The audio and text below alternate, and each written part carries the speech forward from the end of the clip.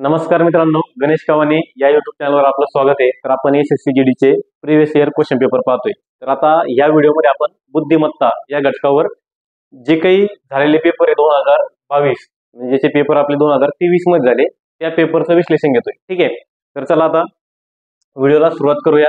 आजचा जो काही व्हिडिओ आहे हा बुद्धिमत्तेवर आहे। पहिला प्रश्न पहा। पहिला प्रश्न तुमच्याकडे खालील पर्यायातून कोणता शब्दसमूह अक्षर मालिकेत प्रश्न चिन्हाच्या जागेवर येईल। ठीक आहे, मी तुम्हाला ऑलरेडी एबीसीडी काढून दाखवली आहे, कारण आपला वेळ वाचावा म्हणून काय केलं, ऑलरेडी एबीसीडी काढलेली आहे। ठीक आहे, मग तुम्हाला याच्यापैकी कोणता पर्याय या क्वेश्चन मार्कच्या जागी असेल ते ओळखायचंय। मग आता हे प्रश्न एकदम सोपे असतात, हे हातचे मार्क असतात, इथे तुम्हाला 100% मार्क भेटण्याचे चान्सेस असतात। फक्त व्यवस्थित तुम्हाला करायचं आहे, एबीसीडी आखायची आहे। जसं की बघा आता ए आणि डी, मी जर ए आणि डी चा जर विचार केला तर पहा, ए नंतर डी मध्ये दोन अक्षर सुटले, बरोबर आहे का नाही। ए नंतर डी आहे मध्ये दोन अक्षर सुटले, म्हणून मी मध्ये जे अक्षर किती अक्षर सुटले, दोन अक्षर सुटले म्हणून दोन लिहिले। त्याच्यानंतर पहा, आता हे जे काही लॉजिक आहे ते पुढे पण लागू होईल का ते चेक करण्यासाठी आता मी मागचे दोन अक्षर चेक करतो। जसं की जे आणि एम यांना चेक केलं। आता जे आणि एम, सॉरी इथं एम आहे, जे आणि एम यांच्यामध्ये काय दोन अक्षर सुटलेले आहे, बरोबर आहे का नाही। मग आता मी याच्यावरून एक अंदाज बांधला का साहजिकच डी नंतर सुद्धा माझ्याकडे दोन अक्षर सुटून पुढचं अक्षर येणार आहे। मग डी नंतर दोन अक्षर जर सोडले ई आणि एफ, त्याच्यानंतर काय जी आहे, म्हणजे साहजिकच क्वेश्चन मार्क तिथं मला पहिल्यांदा जी पाहिजे। आता हे लॉजिक लावलंय ते बरोबर आहे की नाही ते आपल्याला प्रत्येक अक्षराने चेक करायचंय। त्याच्यानंतर पहा ई नंतर काय, ई नंतर याची, आता पहा ई नंतर याचे इथे पण दोन अक्षर सुटलेले आहे, मी लिहिले दोन अक्षर सुटली। ठीक आहे, त्याच्यानंतर जे त्याच्यानंतर काय एन नंतर क्यू आहे। आता पहा इथं एन आहे आणि इथं काय क्यू आहे, इथे सुद्धा दोन अक्षर सुटलेली आहे। मग आता जे आपण लॉजिक लावलंय मला एक समजतंय का प्रत्येकामध्ये दोन दोन अक्षर काय झाली आहे, ड्रॉप झाली आहे किंवा सुटलेली आहे। काही जण असं पण लिहितात पहा, ए नंतर डी 3 नंबरला आहे म्हणून 3 पण लिहितात। ही तुमची मांडणीवर सगळा प्रश्न अवलंबून आहे। काही जण असं करतात, मी दोन अक्षर सोडून लिहितात। ठीक आहे, मग आता मला कळतंय एच नंतर आपल्याला करायचंय, एच नंतर आपल्याला दोन अक्षर सोडायचे। एच नंतर दोन अक्षर जर सोडले तर आय आणि जे जाईल, नंतर काय येईल के येईल। ठीक आहे, मग आता जी के, आता पहा पहिलाच ऑप्शन मध्ये दिसतंय जी के, आता इथं जी आणि जे, तर हे ऑप्शन येणार आहे का नाही, तरी पण आपण क्रॉस चेक करून बघणार आहोत। त्याच्यानंतर पहा इथं काय जी नंतर आहे हे पण नाही येऊ शकत, नंतर एफ जे एमचा तर काही संबंध नाही, म्हणजे आपल्याला पहिलाच ऑप्शन दिसतंय हेच बरोबर आहे, खाली चेक करायची गरज नाही। पण तरी तुम्हाला जर असं वाटलं तर आपल्याला जर शंका आली आपल्यामध्ये तर आपण थोडंसं क्रॉस चेक करून थोडंसं पुढे पण पाहू। आता एच नंतर काय आहे तर पहा, आता एच नंतर के आहे, मग आता एच नंतर दोन अक्षर सोडून के, मग के नंतर दोन अक्षर सोडून काय येणार आहे तर के नंतर दोन अक्षर सोडून एन येणार आहे का एन आहे तर एन आहे पहा। त्याच्यानंतर पहा, त्याच्यानंतर पुढे पण इथं पण तुम्हाला लक्षात येईल का क्यू नंतर काय आहे टी आहे, क्यू नंतर टी आहे म्हणजे आर आणि एस दोन अक्षर सुटलेली, तसं आपलं उत्तर आलेलं आहे, पुढे चेक करायची गरज नाही। पण ज्याला शंका वाटेल त्याच्यासाठी मी सगळं प्रॉब्लेम सॉल्व्ह करून दाखवतोय। त्याच्यानंतर काय जे नंतर एम आहे, जे नंतर एम सुद्धा तुमच्याकडे मध्ये दोन अक्षर सुटलेले पहा। ओके, मग आता तुम्हाला काय करायचंय, एम नंतर दोन अक्षर, एम नंतर दोन अक्षर सुटले म्हणजे तुमचं यायला पाहिजे पी, तर तुमचं पहिलंच ऑप्शन आहे जी के एन पी। पुढे तुम्ही आता अजून क्रॉस चेक करू शकता, पण मला पहिले दोन अक्षरावरूनच कळलं का पहिलंच उत्तर आहे, खाली चेक करायची गरज नव्हती। ठीक आहे, आपल्याला पेपरला टाइम वाचला पाहिजे। पुढे पहा, आता पहा एका सांकेतिक भाषेत ऑक्सफर्ड, ठीक आहे, ऑक्सफर्ड हा जो काही शब्द आहे तो लिहिलेला आहे O O D F R X. ठीक आहे, त्याच्यानंतर किलिंग, किलिंग हा शब्द कसा लिहिला आहे किलिंग हा शब्द लिहिला आहे double I G K L L आणि एन। त्याच्यानंतर तुम्हाला सांगितलंय सोल्युशन या शब्दाला कसं लिहिलं जाईल, solution S O L U, ठीक आहे, टी आय ओ एन, या शब्दाला कसं लिहिणार। ठीक आहे, आता तुम्ही याच्यात एबीसीडी काढा किंवा एबीसीडी वरून तुम्हाला हा प्रश्न सुटणार नाहीये, कारण मला एक ऑब्झर्व झालं काही ऑक्सफर्ड मधलेच सगळे काही इथं अक्षर आहे पहा, ऑक्सफर्ड मधलेच काही सगळे अक्षर आहे. मग आता बरेच जण म्हणतील का सर ओ आणि ओ सुरुवातीला घेतला, मग इथं पण पहा आय आणि आय होते, डबल आय होता म्हणून डबल आय आधी घेतला. मग आता इथं पहा ओ आणि ओ आहे, तर मग डबल ओ आधी घ्यायचा का, तर नाही. याच्यात लॉजिक काय आहे, तर याच्यात लॉजिक त्यांनी असं लिहिलंय का सुरुवातीला त्यांनी स्वर घेतलेले, काय घेतलेले, सुरुवातीला स्वर घेतलेले. मग इंग्रजी वर्णमालेमध्ये किंवा इंग्रजी अक्षर मालिकेमध्ये स्वर कोणते, तुम्ही म्हणा सर ए, नंतर ई आहे, नंतर आय आहे, ओ आहे आणि यू आहे, हे 5 स्वर आहे. तुम्हाला दिसतंय का याचं जे काही सांकेतिक भाषेत त्यांनी रूपांतर केलंय, तर सुरुवातीला त्यांनी आधी काय केलंय, स्वर घेतले आणि नंतर सगळे व्यंजन घेतले. मी काय म्हणतो पहा, आधी सुरुवातीला स्वर घेतलेले आहे, नंतर काय इंग्रजी मालिकेत इंग्रजी अक्षर मालिकेतील व्यंजने. ठीक आहे, इथे पण पहा तुम्हाला K I double L I N G, त्याच्यामध्ये आय आय काय स्वर आहे. ठीक आहे, आय आय काय स्वर आहे. मग सुरुवातीला स्वर आले पाहिजे, नंतर काय आले पाहिजे, व्यंजन आले पाहिजे. मग याच्यामध्ये पण सुरुवातीला स्वर येणार आहे, मग त्या स्वराचा क्रम कसा आहे, तर याच्यामध्ये स्वर पहा आधी ओ ओ आहे आणि इथं आय म्हणजे इथं 2 स्वर आहे. मग आता त्या स्वरामध्ये सुरुवातीला आय येतो, नंतर ओ येतो. मग आपल्याला आधी आय घेणं अपेक्षित आहे, नंतर मग ओ ओ घेणं अपेक्षित आहे आणि नंतर आता पहा उरलेले सगळे काय तुमचे व्यंजन आहे. आता हे जे काही व्यंजन आहे, हे व्यंजन सुद्धा तुमचे ABCD क्रमाने आहे. जसं की बघा याच्यामध्ये सुरुवातीला डी येतो, नंतर एफ येतो, नंतर काय येतो, तर नंतर आर येतो, नंतर एक्स येतो. म्हणजे जसं की तुम्ही ABCD जर म्हणत गेले तर तुम्हाला समजेल का डी नंतर काय ई आहे, पण ई इथे नाहीये. मग एफ आर एक्स इथे सुद्धा पहा आधी सुरुवातीला काय येतो जी, नंतर के, नंतर एल येतो, नंतर एन.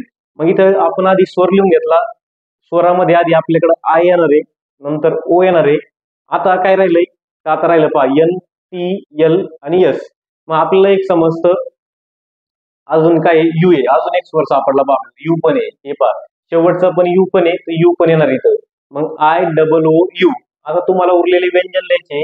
आता उरलेल्या व्यंजन मध्ये एल आधी येतो, मग एल लिहिणार आपण, नंतर एन येतो, नंतर काय येतो एस, नंतर काय टी. तर असं ऑप्शन पुढे दिसतंय आपल्याला I double O U L N S T. Question खूप छान होता, लॉजिक होतं. बरेच जण आपण ABCD काढतो आपल्याला समजत नाही, पण इथं लॉजिक असं आहे का सुरुवातीला स्वर कसं ए ई आय ओ यू या क्रमाने, त्यानुसार व्यंजन सुद्धा तुमचे काय ABCD क्रमांकानुसारच आहे. ठीक आहे, याचं उत्तर काय तुमचं पर्याय क्रमांक 4 आहे पहा, पर्याय क्रमांक 4. खूप छान क्वेश्चन होता. ठीक आहे, लॉजिकल क्वेश्चन होता. बऱ्यापैकी आपण ABCD चा प्रेफरन्स करतो, पण आता इथं ABCD ऐवजी त्यांनी स्वर आणि व्यंजनाचा विचार करून हा प्रश्न सेट केला होता. नेक्स्ट पहा, आता हे प्रश्न मी तुम्हाला आधी पण सांगितलं का जे काही प्रश्न येऊ राहिले ते फिक्स आहे. जसं की तुम्हाला डिक्शनरी म्हणजे इंग्रजी शब्दकोशाप्रमाणे शब्द लावायचे. आता मला तुम्ही हे जे काही उत्तर आहे, मी याच्या आधी 2 व्हिडिओ बनवले होते SSC GD चे रिझनिंग वर, याच्यामध्ये मी कंटिन्यू हे प्रश्न घेऊन राहिलोय. आज पण हा प्रश्न आहे. आता हा प्रश्न तुम्ही मला कमेंट बॉक्स मध्ये सांगायचं याचं उत्तर. ठीक आहे, 100% याचं उत्तर तुम्ही मला कमेंट बॉक्स मध्ये सांगायचं आहे, जेणेकरून मला पण समजेल का तुम्ही खरंच व्हिडिओ पाहताय, त्याचा खरंच त्या व्हिडिओचा तुम्हाला उपयोग होतोय. आणि ठीक आहे, जर व्हिडिओ आवडत असेल, शिकवलेलं समजत असेल, तर जास्तीत जास्त मुलांना शेअर करणं ही तुमची जबाबदारी आहे. चॅनलला सबस्क्राईब करणं, त्यानंतर तो जो काही बेल आयकॉन आहे तो बेल आयकॉन प्रेस करून ऑन करणं ही तुमची जबाबदारी आहे. व्हिडिओला लाईक पण करणं ही तुमची जबाबदारी आहे. ठीक आहे, हे सगळे प्रश्न हिंदी आणि इंग्रजी मधले ट्रान्सलेट करून मी तुम्हाला मराठीत सांगू राहिले. ठीक आहे, तेवढ्या कष्टासाठी तुम्ही ह्या गोष्टी करू शकता. ठीक आहे, पुढे घ्या. आता पहा, एका संख्या मालिकेतील प्रश्नचिन्हाच्या जागेवर कोणती संख्या असेल. तुमची प्रश्न मालिका अशी आहे, संख्या मालिका अशी आहे, हे 1/402 आहे. 1/402 स्वल्पविराम 1/335 क्वेश्चन मार्क, त्याच्यानंतर 1/201 1/201 लास्ट आहे 1/134. ठीक आहे, मग आता आपल्याला समजतं काय का वरचा जो काही अंश आहे तो सारखाच असणार आहे. मग आता जे काही खालचे छेद आहे हे छेद कमी कमी होत गेले. मग आपण आधी सुरुवातीला फरक करून पाहू. फरक जर घेतला तर 402 मधून जर आपण 35 वजा केले तर किती यायला पाहिजे? तर 12तून 5 गेले, खाली किती उरले? 7 उरले. आता दिला 1. 10तून 4 गेले 6, इथं आला 0. म्हणजे यांच्यामध्ये 67चा फरक आहे. आता सेम फरक यांच्यामध्ये पण आहे का तर ते चेक करू आपण. तर पहा 201 मधून आपण काय करणार आहे? 134 वजा करणार आहे. प्रत्येक मुलाला समजावं म्हणून मी प्रत्येक गोष्ट बोर्डवर करून दाखवतोय, हे लक्षात घ्या तुम्ही. मग 11 मधून 4 गेले तर 11 मधून जर 4 गेले तिथे राहिले 7, हातचा दिला 1. 10तून 4 गेले खाली राहिले 6, हातचा दिला 1, इथे राहिला 0. म्हणजे यांच्यामध्ये सुद्धा फरक कितीचा आहे? 67चा आहे. मग आता आपल्याला समजेल का यांच्यामध्ये सुद्धा काय असणार आहे? फरक 67चा असणार आहे. मग आता तुम्हाला काय करायचंय? 335 मधून 67 वजा करायचे. मग 335 मधून जर तुम्ही 67 वजा केले तर किती यायला पाहिजे? तर 15तून 7 गेले खाली राहिले 8, हातचा दिला 1. 13तून 7 गेले खाली राहिले 6, हातचा दिला 1. 3तून 1 गेला खाली राहिला 2, म्हणजे 268. म्हणजे आपल्याला एक समजतंय का वरती अंशाच्या ठिकाणी हे पाहिजे इथे तुम्ही वरती अंशाच्या ठिकाणी 1 असणार आहे, छेदामध्ये किती असणार आहे? तर छेदामध्ये असणार आहे 268. ठीक आहे, छेदामध्ये किती असणार आहे? 268. हे तुमचं काय उत्तर आहे. म्हणजे तुमचा ऑप्शन क्रमांक 2 हे तुमचं काय उत्तर आहे. पहा 1/268. आता तुम्ही एक काम करू शकता का या 268 मधून परत जर तुम्ही 67 वजा केले तर बरोबर 201 येणार आहे. पहा ठीक आहे. नेक्स्ट क्वेश्चन पहा. नेक्स्ट क्वेश्चन तुमचा सहसंबंधावर आहे. हा प्रश्न सुद्धा तुम्हाला सुटण्यासारखा आहे. वार्षिक, अर्धवार्षिक, महिना तर काय? ठीक आहे. हे वार्षिक आणि अर्धवार्षिक पहिल्या शब्दाचा सहसंबंध दुसऱ्या शब्दाशी आहे. त्याचप्रमाणे महिन्याचा सहसंबंध खालीलपैकी कोणत्या शब्दाशी असेल? सगळ्यात सोपा प्रश्न आहे. तर पहा आता वार्षिकच्या अर्ध जर तुम्ही केलं तर अर्धवार्षिक होतं. महिन्याच्या जर तुम्ही अर्धे केले तर 15 दिवस होते. त्याला आपण 15वडा म्हणतो किंवा पाक्षिक सुद्धा म्हणतो. त्याचं उत्तर किती आहे? तर याचं उत्तर आहे तुमचं 2 नंबरचं ऑप्शन. याचं जे काही उत्तर आहे तुमचं 2 नंबरचं ऑप्शन आहे. सगळ्यात सोपा प्रश्न होता पहा. नेक्स्ट घ्या. आता परत हा सुद्धा सहसंबंध सोबतच प्रश्न आहे. आता इथं तुम्हाला फक्त 3 सहसंबंध दर्शवले. जसं की बघा पहिल्या संख्येचा दुसऱ्या संख्येशी संबंध आहे, त्याच्यानंतर तिसऱ्या संख्येचा चौथ्या संख्येशी संबंध आहे आणि पाचव्या संख्येचा पुढील संबंध ओळखायचा आपल्याला. ठीक आहे. मग आता पहा 49 याचा जो काही संबंध दाखवलाय त्यांनी तर 10 सोबत दाखवलाय. त्याच्यानंतर 4 डॉट आहे. 81चा जो काही संबंध दाखवलाय तो 12 सोबत दाखवलाय. ठीक आहे. त्याच्यानंतर परत 4 डॉट आहे. त्यानंतर 64चा संबंध तुम्हाला इथला अक्षर काढायचं आहे. ठीक आहे. मला एक समजतं आता याच्यामध्ये पण खूप लॉजिक असतं बरं का. सुटले प्रश्न तर खूप कमी वेळात सुटतात, नाही तर बराच वेळ घेतात ते. तर मला एक समजलं काय का 49 म्हणजे काय तर 7चा वर्ग आहे. थोडक्यात 49चं वर्गमूळ किती आहे? 7 आहे. मी काय घेतलंय? वर्गमूळ घेतलंय. मी वर्गमूळ घेतलेलं आहे. ठीक आहे. 49चं वर्गमूळ किती आहे? 7 आहे. त्या 7 मध्ये जर मी 3 मिळवले तर काय होतात? 10 होतात. म्हणजे हेच पुढचा जो काही संख्या आहे ती मला भेटायला लागली. आता हे जे काही मी लॉजिक लावलं ते सेम आहे का ते पहा. मी 81चं वर्गमूळ घेतलं. 81चं वर्गमूळ 9 आहे. 9 मध्ये मी जर 3 मिळवले तर 9 3 किती झाले? 12. सेम आहे का? तुम्ही म्हणा सर सेमच आहे. मग साहजिकच आहे. 64चं वर्गमूळ किती आहे? तुम्ही म्हणा सर 64चं वर्गमूळ 8 आहे. आता आपण काय करणार आहे? तर ह्या 8 मध्ये किती मिळवणार आहे? तर 8 मध्ये आपण 3 मिळवणार आहे. 8 मध्ये जर 3 मिळवले तर किती झाले? 11 झाले. म्हणजे इथं जे काही आपल्याला संख्या पाहिजे ती काय पाहिजे? 11 पाहिजे. तर आपला पहिलाच ऑप्शन आहे ज्याचं उत्तर काय आहे? 11 आहे. हे तुमचं काय आहे? उत्तर आहे. ठीक आहे. लॉजिक काय समजलं का? जी काही पहिली संख्या, तिसरी संख्या आणि 5वी संख्या होती यांचं वर्गमूळ काढायचं आहे. त्याच्यामध्ये प्रत्येकात 3 3 मिळवले तर पुढची संख्या तयार होते. ठीक आहे. नेक्स्ट पहा. आता हा तुमचा काय संख्या मालिकेवरचा प्रश्न आहे. 5 नंतर काय 11 नंतर काय 35 नंतर किती आहे 143 आणि पुढे सांगितलं क्वेश्चन मार्क आहे. आता ह्या क्वेश्चन मार्कच्या जागी कोणतीही संख्या पाहिजे हे आपल्याला ओळखायचं आहे. आता याच्यात पण तुमची लॉजिक भरपूर असणार आहे. प्रॅक्टिस भरपूर करा. जसं की लॉजिक काय पहा 5 दुने 10 त्याच्यामध्ये 1 मिळवणार.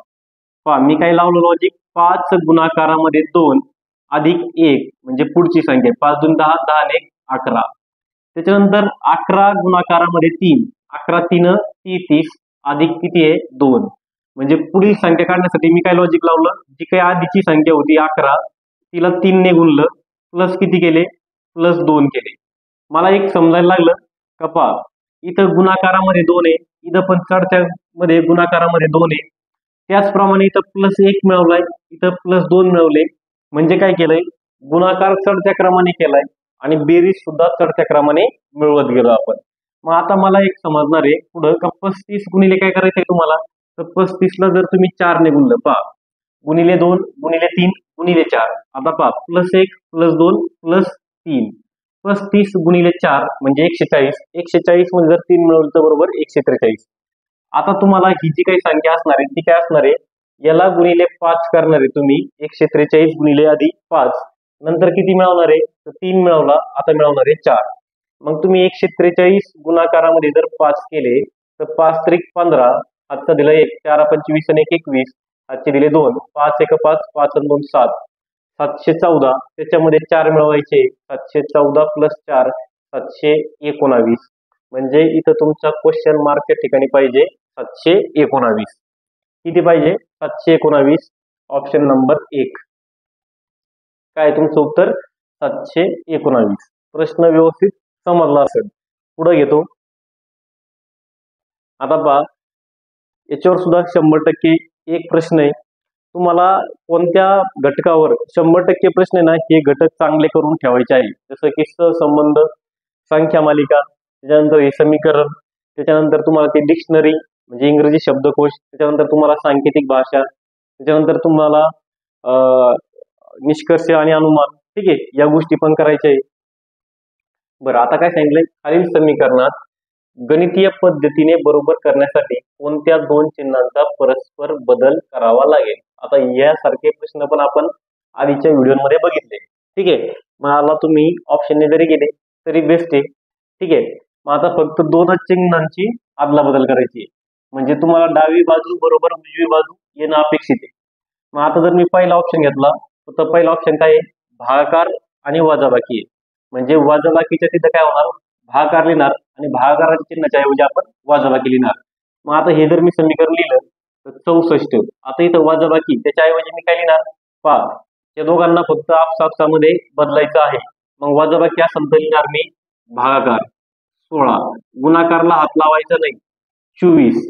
आता इथं काय तुमच्याकडे भागाकार आहे त्याच्याऐवजी लिहिणार आता मी वजाबाकी कारण पहिला ऑप्शन असा आहे भागाकार आणि वजाबाकी यांचं काय आहे यांना एकमेकांमध्ये बदल करायचा आहे. नंतर 96 नंतर अधिक 10 आता ह्या सगळ्यांची गोळा बेरीज किंवा गुणाकार भागाकार बेरीज वजाबाकी 58 आली पाहिजे. 16 1 16 16 चौक 64 24 चौक 96 96 वजा 96 अधिक किती आहे 10 96 मधून 96 गेले 0 10 राहिले इथे यायला लागले 10 यायचे किती होते पाहिजे होते आपल्याला 58 पण किती आले फक्त 10 आले म्हणजे आपला पहिला ऑप्शन येणार नाहीये. आता हा थोडासा प्रॉब्लेम कॅल्क्युलेटिव्ह आहे कारण प्रत्येक ऑप्शन चेक करून पाहणं गरजेचं आहे. बरं पहिला ऑप्शन गेला कसा कट झाला मी तुम्हाला सांगितलं. आता मी हे पुसतो दुसरा ऑप्शन पहा. जसं की दुसरा ऑप्शन काय गुणिले आणि वजाबाकी. मग आता लिहिलं मी 64 आता पहा वजाबाकीच्या ऐवजी काय लिहिणार मी गुणिले आणि गुणिलेच्या ऐवजी काय चिन्ह लिहिणार मी वजाबाकी. इथं वजाबाकी आहे इथे लिहिणार मी गुणाकारामध्ये 16. आता इथं काय गुणाकार आहे याच्याऐवजी लिहिणार मी वजाबाकी 24 भागिले असं लिहितो वाटलं तर मी 96 अधिक 10. ओके मग आता पहा 16 गुणिले जर 64 केलं एक सिंपल लॉजिक आहे पहा 16 गुणिले जर 64 केलं तर इथं 64च्या ऐवजी फक्त 60च्या असं गृहीत धरा तर 16 96 म्हणजे इथं त्याला लागले 960 24 1 24 24 चौक 96 म्हणजे हे आपलं उत्तर जवळपास 900च्या पुढे जात आहे. मी काय म्हणतो हे जे काही गोळाबेरीज आहे हे आपलं उत्तर 900च्या पुढे जात आहे त्याच्यामुळे आपल्याला 58 येणारच नाहीये म्हणजे दुसरा ऑप्शन पण काय तुमचा कॅन्सल झाला. तिसरा ऑप्शनचा विचार करू. तिसरा ऑप्शन काय आहे बेरीज आणि वजाबाकी. मग आता बेरीज आणि वजाबाकी मध्ये काय करायचं आपल्याला चेंज करायचं आहे फक्त 64 इथं वजाबाकी प्लस करणं 16 गुणाकारामध्ये 24 भागाकारामध्ये किती आहे 96 इथे काय करणार, प्लसच्या ऐवजी आता मायनस करणार 10. ठीक आहे. मग आता पहा 24 एक 24, 24 चोक 96, 4 एक 4, 4 चोक 16, 64 आणि 4 किती झाले 68. त्याच्यामधून किती वजा करायचे 10. मग 68 मधून जर 10 वजा केले तर उत्तर यायला लागलं 58. म्हणजे या सगळ्यांचं उत्तर किती यायला लागलं आपल्याकडं 58. डावी बाजू बरोबर उजवी बाजू व्हायला लागली म्हणजे यायला लागली सेम झाली. याचा अर्थ आपला ऑप्शन नंबर काय आहे 3च बरोबर आहे. ठीक आहे. म्हणजे याचा अर्थ आपला काय आहे ऑप्शन नंबर 3 बरोबर आहे. समजतंय? समजत नसेल तर व्हिडिओ डबल टिबल पहा, याने तुमचे थोडेसे कन्सेप्ट क्लिअर होतील. प्रश्न कसे सोडवायला पाहिजे या आयडिया थोड्याशा क्लिअर होतील. नाही तर आपल्याकडे काय होतं, आपल्याकडे सगळंच येतंय पण प्रश्न कसे सोडवायचे हेच माहित नसतं. ठीक आहे. मला असं वाटतं हा प्रश्न पण तुम्ही होमवर्क करायला पाहिजे. सोपा प्रश्न आहे पण मी सांगतो जाऊ द्या, होमवर्क करून तसं पण कोणी कमेंट करत नाही, पण माझी अशी अपेक्षा असते का तुम्ही कमेंटमध्ये उत्तर द्यायला पाहिजे. जसं की बघा आता ही जी काही सिरीज आहे ही सिरीज कशी पहा, एकाड एक सिरीज आहे. 42 वजा 1 41, 41 वजा 1 किती 40. ठीक आहे. आणि ही जी दुसरी सिरीज आहे पहा 43 प्लस 1 44, 44 प्लस 1 45.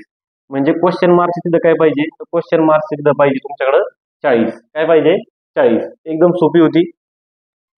नेक्स्ट घ्या. आता पहा एका सांकेतिक भाषेत अर्न ला 94 लिहिले गेले, गेनला 80 असे लिहितात, तर डॉलरला या शब्दाला कोणता सांकेतिक शब्द किंवा अंक वापरला असेल. ठीक आहे. आता तुम्हाला सांगतो याचं लॉजिक काय. अर्न मी इथे लिहून घेतो EARNE आणि डी. आता जर EBCD मध्ये आपण त्याचे अनुक्रमांक पाहिले तर काय आहे बरं, तुम्ही म्हणा सर E 5 नंबरला आहे, A 1 नंबरला आहे, R 18 नंबरला आहे, N 14 नंबरला आहे, E 5 नंबरला आहे, D 4 नंबरला आहे. आपण जर एवढ्या सगळ्यांची जर बेरीज केली तर ती बेरीज किती पहा बरं, तर 18 18 36, 36 आणि 10 46, 47 किती आहे 47. टोटल बेरीज झाली 47. म्हणजे हे जे काही EBCD मध्ये त्यांच्या अक्षर क्रमांकाला आहे त्यांची जर बेरीज केली आपण तर ती 47 आली. इथं किती आहे 94 आहे. कसे तयार होतील, 47च्या दुप्पट जर केले तर 94 तयार होतील. ठीक आहे. मग आपल्याला एक लॉजिक समजलं तर त्या अक्षरांचा अनुक्रमांक घ्यायचा आहे, यांची बेरीज करायची आहे आणि त्याला काय करायचं आहे डबल. आता गेनला पण सेम असणार आहे. ठीक आहे. आता आपल्याला डॉलर सांगितला, डी किती नंबरला आहे, तुम्ही म्हणा सर डी 4 नंबरला आहे, ओ किती नंबरला आहे 15 नंबरला आहे, ओ किती नंबरला आहे 15 नंबरला आहे, एल किती नंबरला आहे 12, परत एल आहे परत 12, परत ए एक, आर किती नंबरला आहे तर आर 18 नंबरला आहे. यांची जर तुम्ही बेरीज केली तर काय येईल 12 2 24, 24 आणि 25, 25 आणि 15 40, 40 आणि 22, तर 40 आणि 22 किती झाले 62 आले. त्याच्या जर दुप्पट केले तर किती येणार आहे 124. किती येणार आहे 124. म्हणजे तुमचं जे काही उत्तर आहे ते तुमचं उत्तर आहे पर्याय क्रमांक 4. ठीक आहे. 124. काय लॉजिक होतं, त्या अक्षरांचे जे काही अनुक्रमांक आहे त्यांची बेरीज करायची आणि त्याला डबल करायची. ठीक आहे. तर डॉलर या शब्दाची बेरीज झाली 62, त्याला जर दुप्पट केलं तर उत्तर पाहिजे 124. आता पहा हा तुमचा सिटिंग अरेंजमेंट वरला प्रश्न आहे, बैठक व्यवस्था. तुम्हाला सांगितलं का एका सरळ रेषेत उत्तरेकडे तोंड करून बसलेले आहेत. एक सरळ रेषा आखली मी, किती लोक आहे 7 लोक आहे. एक कधी कधी याच्यामध्ये पॉसिबिलिटी तयार होतात, शक्यता तयार होतात, त्याचा पण आपल्याला विचार करायचा आहे. 1 2 3 4 5 6 आणि काय 7 आहे. ठीक आहे. किती आहे 7 आहे. आता पहा सगळे कसे तर सगळे उत्तरेकडे तोंड करून बसलेले आहेत, उत्तरेकडे तोंड करून बसलेले आहेत. वाटलं तर मी थोडंसं पुढे लिहितो म्हणजे आणखीन समजायला सोपं जाईल. कदाचित तुम्हाला इकडं दिसायचं नाही, तुम्ही थोडंसं आणखीन पुढे लिहितो पहा. 1 2 3 4 5 6 आणि काय 7 आहे. आता उत्तरेकडे तोंड आहे, उत्तर दिशा आपली वरची दिशा आहे. ठीक आहे. ही काय तुमची उत्तर दिशा आहे. मग उत्तर दिशा म्हणजे इकडे सगळ्यांचे तोंड आहे. मग जर उत्तर दिशेकडे सगळ्यांचे तोंड आहे असं त्यांनी प्रश्न सांगितलं आणि जरी सांगितलं नसतं तरी पण तुम्हाला जर प्रश्नात ते मेन्शन केलेलं नसेल तर त्यांचे तोंड कुठे आहे तर 100% उत्तर दिशेला तोंड आहे असं आपण गृहीत धरायचं असतं. मग आता जर माझं पण तोंड सध्या याच बाजूला आहे, तर ही माझी कोणती बाजू आहे? तर हा माझा उजवा हात आहे, तर ही माझी बाजू उजवी बाजू आहे. तर ही कोणती बाजू आहे माझी? डावी बाजू. ठीक आहे, डावी बाजू. एवढं आता सध्या आपण घेतलंय. आता हा प्रश्न वाचताना आपल्याला आधी फिक्स इन्फॉर्मेशन काय आहे हे कळणं गरजेचं आहे. जसं की मी प्रश्न वाचतो, 7 लोक E, F, G, H, I, J आणि के एका सरळ रेषेत उत्तरेकडे तोंड करून बसलेले आहेत. के हे एच च्या डावीकडे 3ऱ्या क्रमांकावर बसला आहे. आता आपल्याला एच कुठे ठेवा हे समजणार नाहीये, की आपल्याकडे अजून तरी फिक्स इन्फॉर्मेशन नाहीये. फिक्स म्हणजे काय? तर कोणाला तरी आपल्याला एखाद्या जागेवर फिक्स बसवता येईल, त्याला आपण म्हणतो फिक्स इन्फॉर्मेशन. एफ आणि आय मध्ये कोणीही बसलेले नाहीये. आता एफ आणि आय मध्ये कोणीही बसलेले नाहीये म्हणजे याचा अर्थ एफ आणि आय एक तर डाव्या बाजूला बसलेले असतील किंवा एफ आणि आय उजव्या बाजूला बसलेले असतील. मग आता इकडे बसलेले असतील का तिकडे बसलेले असेल, अजून पुढे वाचत राहू आपण. त्याच्यानंतर तुम्हाला सांगितलं एच जे च्या उजवीकडे चौथा बसतो. आता इथे एक महत्वाची गोष्ट आहे, आयच्या उजवीकडे कोणीही बसलेले नाही. आयच्या उजवीकडे कोणीही बसलेले नाही. साहजिकच मला आय इथे ठेवावं लागेल. मला साहजिकच आयच्या उजवीकडे कोणीच बसलेलं नाहीये म्हणजे आय एका टोकाला आहे, मला आय इथे ठेवावं लागेल. परत आपण थोडस मागे जर गेलो तर मला आणखीन एक सेंटेन्सची लिंक लागते. एफ आणि आय मध्ये कोणीही बसेल नाही, आय इथे तर मला साहजिकच एफ इथे ठेवावं लागेल. ओके, त्याच्यानंतर पुढे काय सांगितलंय? तर पुढे तुम्हाला सांगितलंय का एफ हा ईच्या उजवीकडे तिसरा आहे. एफ कसा आहे? ईच्या उजवीकडे तिसरा आहे. आता उजवी बाजू म्हणजे ही बाजू माझी, तो कोणाच्या उजवीकडे? तर तो आहे ईच्या उजवीकडे तिसरा. मग आता तिसरा, दुसरा, पहिला, मला साहजिकच ई इथे ठेवावं लागेल. आता वाटलं तर ईच्या उजवीकडे तिसरा आहे का? पहिला, दुसरा, तिसरा आहे. ओके, बर. ओळीच्या उजव्या टोकापासून खाली प्रश्न विचारलाय. आता पुढे काय सांगितलंय पहा, के हे एच च्या डावीकडे 3ऱ्या क्रमांकावर आहे. मग आता इथे दोन कंडिशन होईल का के काय एच च्या डावीकडे 3ऱ्या क्रमांकावर आहे. मग जर मी समजा एच इथे ठेवला तर डावीकडे 3ऱ्या क्रमांकावर पहिला, दुसरा, तिसरा, तर के इथे यायला पाहिजे. ही पहिली कंडिशन होईल माझी. किंवा जर मी जर मी एच इथे ठेवला तर के कुठे यायला पाहिजे? पहिला, दुसरा, तिसरा, के इथे यायला पाहिजे 3ऱ्या क्रमांकावर. ओके, पुढे काय सांगितलंय? तर आता पुढे सांगितलंय एक सेंटेन्स आणखीन आपलं बाकी आहे. कोणतं? एच जे च्या उजवीकडे चौथा बसतो. हे फिक्स आहे. एच काय आहे? जे च्या उजवीकडे चौथा बसतो. बरं, आता एच जे च्या उजवीकडे चौथा बसतोय म्हणजे आता मला पहा, मी जर जे इथे ठेवला तर चौथ्याकडं आहे. मी जर जे इथे ठेवला तर तिकडे चौथा कुणी बसतच नाहीये, ऑलरेडी ई इथं बसलेला आहे. मी जर इथं जे ठेवला, पावर का, मी जर सपोज इथं जे ठेवला, हे पहा इथं जर मी सपोज जे ठेवला तर चौथ्याकडे कोण बसतंय? तर जेच्या उजवीकडे चौथ्याला आहे. पहिला, दुसरा, तिसरा, चौथा. पण अरे तिथं तर एफ ची जागा फिक्स आहे म्हणजे साहजिकच मला इथं जे फिक्स करावं लागेल. मला काय करावं लागेल? जे फिक्स करावं लागेल. म्हणजे जे इथं बसू शकत नाही, जे एका टोकाला डावीकडे बसणार आहे. मग आता जे जर इथं फिक्स असेल तर के इथं बसणार नाही. मग के कुठे बसणार आहे? तर के 100% इथं बसणार आहे. मग जर आता जेच्या उजवीकडे चौथ्या क्रमांकाला एच आहे, पहिला, दुसरा, तिसरा, चौथा, एच ची जागा ही फिक्स आहे, इथं एच आहे म्हणजे एच इथं असणार नाही. ओके, म्हणजे आपल्याला प्रत्येकाची जागा फिक्स झाल्या. इथं जे, इथं के, ई आहे, इथं एच आहे. इथं मी एच लिहिलाय, एफ आय. आता राहिलं कोण? राहिलं जी. जी इथं असणार आहे. आता पुढे प्रश्न वाचा, ओळीच्या किंवा त्या रेषेच्या उजव्या टोकापासून 3ऱ्या स्थानावर कोण आहे? उजव्या टोकापासून 3ऱ्या स्थानावर कोण आहे? पहिला, दुसरा, तिसरा. आता पण तुम्हाला काय सांगितलंय? सगळ्यात महत्वाचं हे पहा, तर ओळीच्या उजव्या टोकापासून 3ऱ्या स्थानावर कोण आहे? पहिला, दुसरा, तिसरा. उजवीकडून आता पहा, ओळीच्या टोकापासून इथून जर घेतला पहिला, दुसरा आणि तिसरा, तर कोण असणार आहे?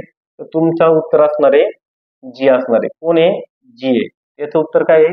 याचं उत्तर ऑप्शन नंबर 4 आहे. पहा, याचं उत्तर काय आहे? ऑप्शन नंबर 4 आहे. एकच मिनिटासाठी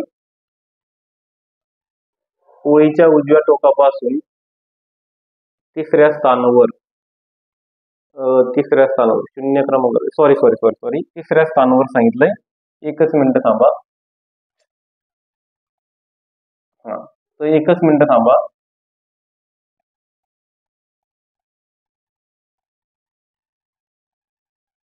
आता तुम्हाला काय सांगितलंय ते पहा, लक्षात घ्या. आता तुम्हाला सांगितलंय का ओळीच्या उजव्या टोकापासून तिसऱ्या स्थानावर कोण बसलाय.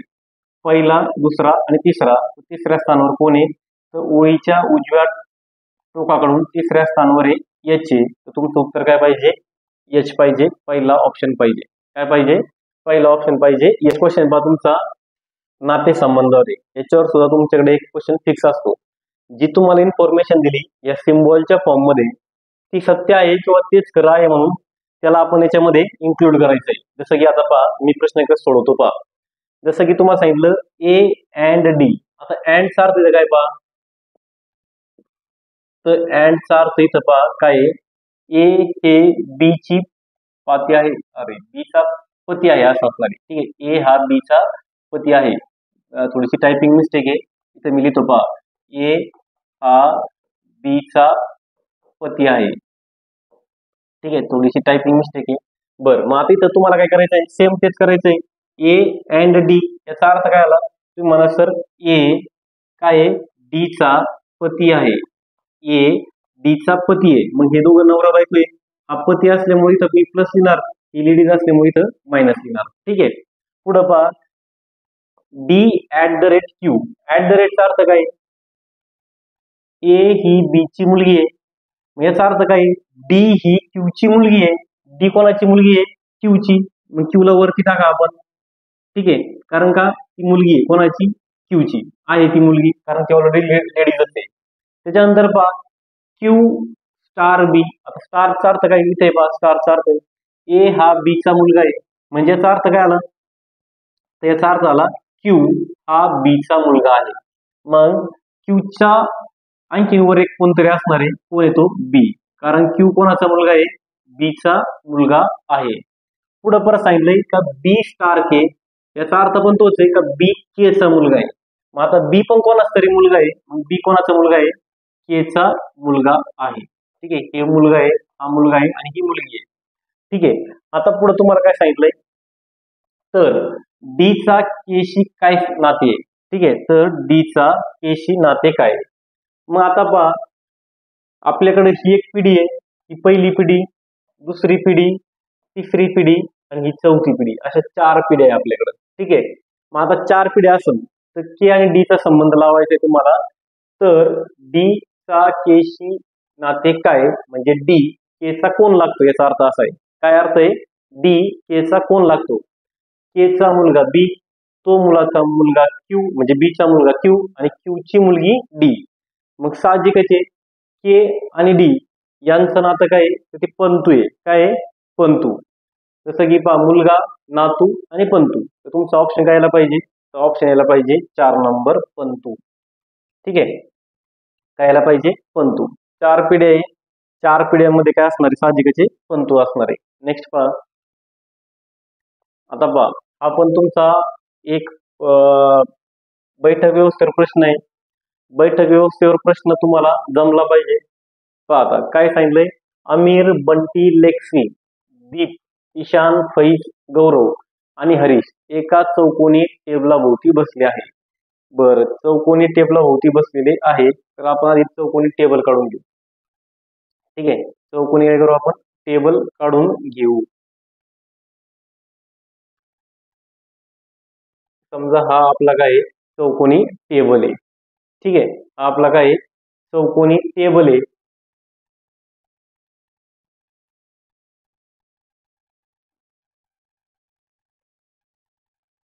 बर, हा आपला चौकोनी टेबल आहे, तुम्हाला दिसत असेल, नाही तर मी आणखीन त्याला थोडंसं ड्रॉ करतो. ठीक आहे, त्याला काय करतो, अजून थोडंसं ड्रॉ करतो.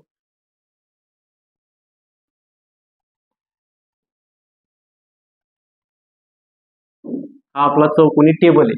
पुढे काय सांगितलं त्यांनी, टेबलाच्या केंद्राकडे तोंड करून बसलेले आहे. त्यापैकी काही टेबलाच्या कोपऱ्यात बसलेले असतात, तर काही टेबलाच्या अगदी मधोमध. म्हणजे हे सगळे टेबलाच्या केंद्राकडे तोंड करून बसलेले आहे. काही जण कोपऱ्यावर आहे, तर काही जण बरोबर मधोमध आहे, असं त्यांनी सांगितलंय.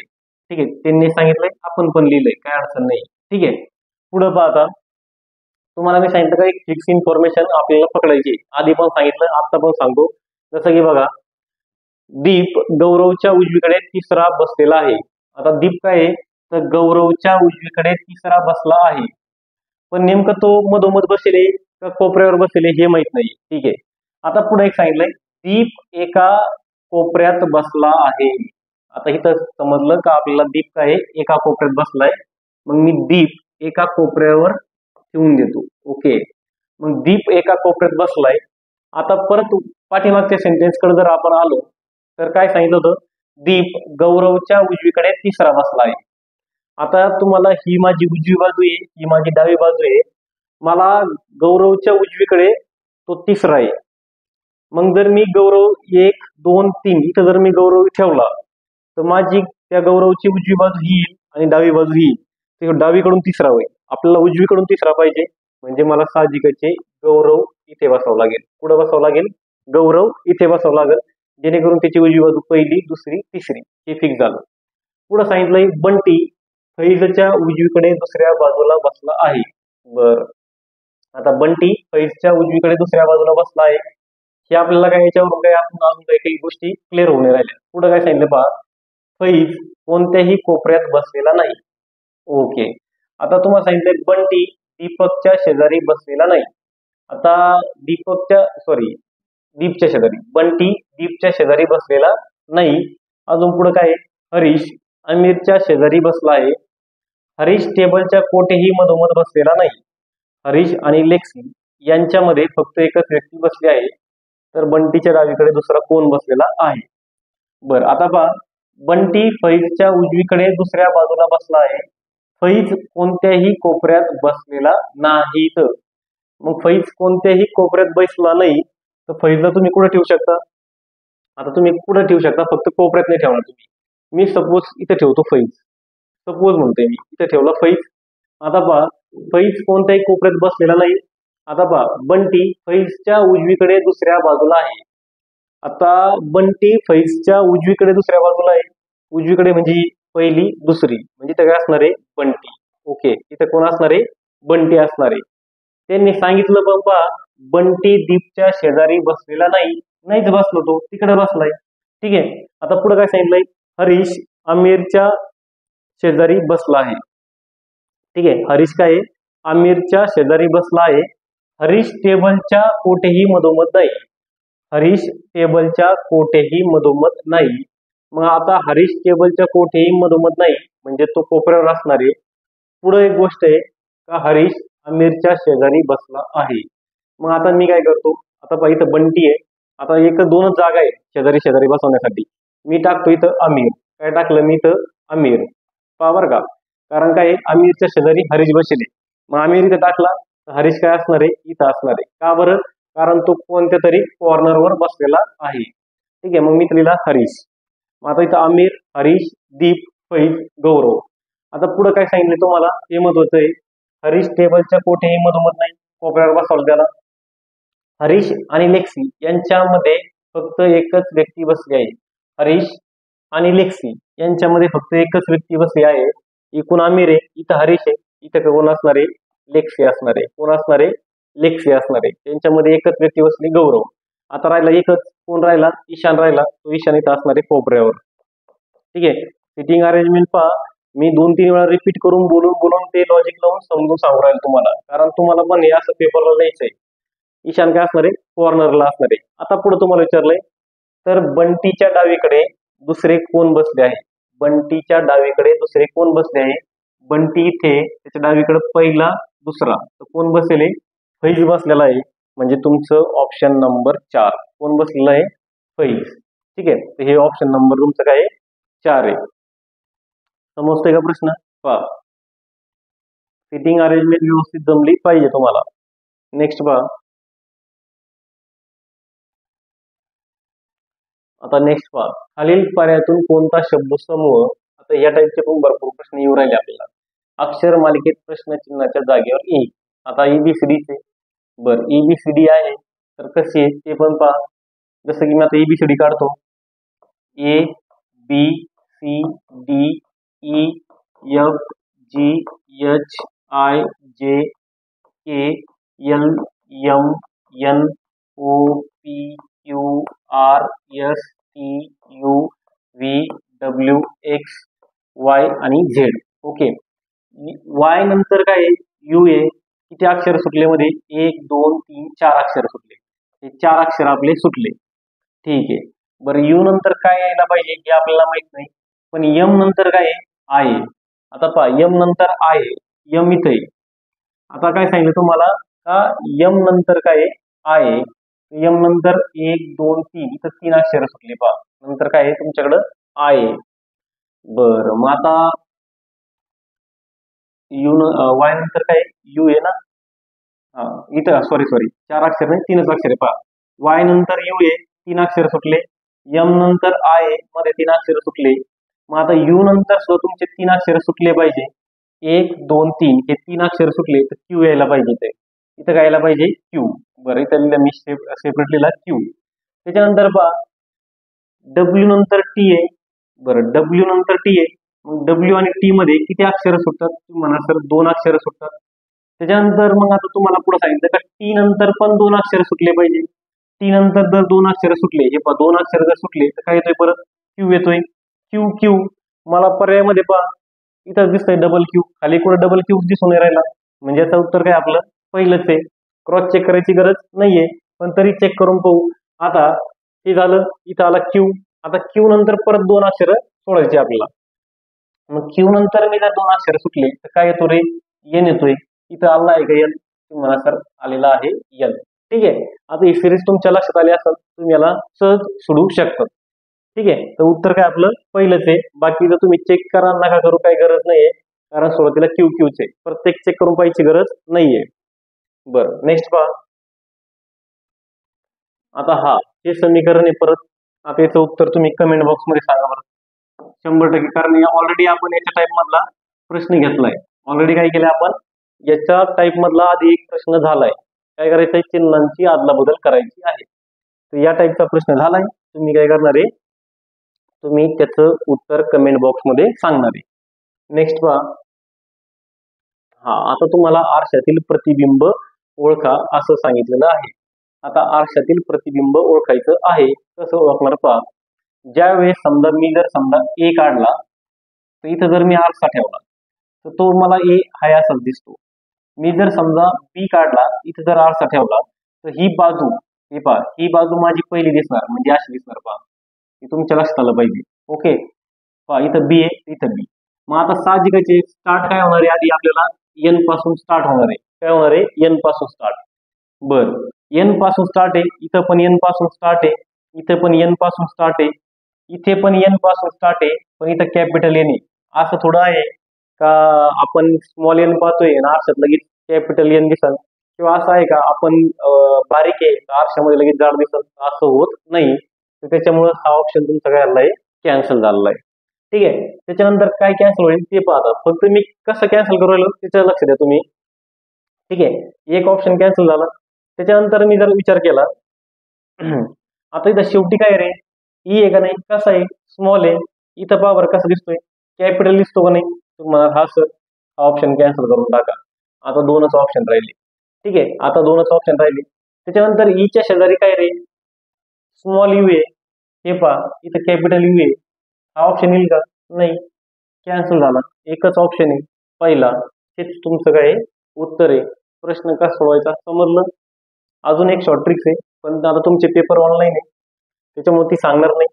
ठीक आहे, एक शॉर्ट ट्रिक्स आहे, कागदाच्या साहाय्याने करतो आपण तिला. ठीक आहे, पुढं पहा. खालील पर्यायातील कोणती आकृती दिलेल्या आकृतीमध्ये समाविष्ट आहे, दिलेल्या आकृतीमध्ये समाविष्ट आहे, म्हणजे ह्या कोणत्या आकृती आहे का जी याच्यामध्ये सेट होते. तर पहा बऱ्याच जणांना वाटत सर ही आकृती आहे, एक लक्षात घ्या ही आकृती आहे, पण इथं पहा हा जो काही आहे ना हा तो इथं नाहीये. पहा इथं काही नाहीये, नाही येतो, त्याच्यामुळे ही आकृती असणार आहे का, नाही. त्याच्यानंतर जर तुम्ही याचा विचार केला तर आता काय तुमच्याकडे एक त्रिकोण आहे, त्या त्रिकोणामध्ये ही गोष्ट आहे. तुमच्याकडे त्रिकोण कुठे तयार होतोय त्रिकोण, तर त्रिकोण तुमचा तयारच होऊन राहिला. ठीक आहे, हा जो काही त्रिकोण आहे हा त्रिकोण तुमचा तयार होऊन राहिला. इथं पहा इथं काय या आडवी रेषा म्हणजे कर्व आहे. आता हा कर्वचा जर विचार केला तर पहा इथं कर्व कुठे तयार होतोय, तर हा पूर्णच आहे ना, म्हणजे ही आकृती तयार होऊच नाही राहिली तर म्हणजे हा पण ऑप्शन कॅन्सल झाला. आता इथं पहा बरं, इथं अशी उभा त्रिकोण आहे. मी जर ह्या उभ्या त्रिकोणाचा जर विचार केला तर बरोबर आहे उभा त्रिकोण आहे, पण इथं जी ही आकृती ना असा यू शेप, इथं यू शेप नाहीच आहे ना. ठीक आहे, तर मग ही पण आकृती नाहीये. आता राहिला फक्त ऑप्शन नंबर डी, हेच काय तुमचं उत्तर आहे. कसं उत्तर आहे ते पण सांगतो, सॉरी, कसं उत्तर आहे ते पण सांगतो. पहा आता तुम्हाला काय दिसतं रे, हा जो दिसतोय का, आता पहा हा हा भाग आहे सगळा तुमचा, हा भाग पहा सगळा मॅच करून पहा, आहे का? त्यानंतर या आतमधला आहे का? त्यानंतर काय आहे ना, सगळं सगळं मॅच होतंय पहा. ठीक आहे, हे पहा सगळंचे सगळं मॅच होतंय, म्हणजे तुमचं उत्तर काय आहे, ऑप्शन नंबर डी आहे. ठीक आहे, तर हे होते आपले सगळे SSC चे प्रिव्हियस इयरचे रिजनिंगचे क्वेश्चन. ठीक आहे.